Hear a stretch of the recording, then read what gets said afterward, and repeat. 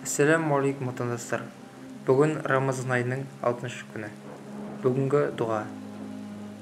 Уа Алла тағалам, маған өзіңді сүюді, әрі сен сүйген нәрселерді сүюді, және мені өзіңе жақынататын нәрселерді сүюді нәсіп еткейсің. Уа Раббым, мен үшін өзіңе деген сүйіспеншілікті су іздеп қаталаған жанға судың құнды болғаннан да құнды қыла көр. Әмин. Бүгінгі аят. Сол күні дүниеде істелген істердің барлығының таразыға тартылары хақ. Сонда кімнің таразыдағы сауапты істері ауыр басса, міне солар азаптан құтылып, мақсат мұраттарына жеткендер.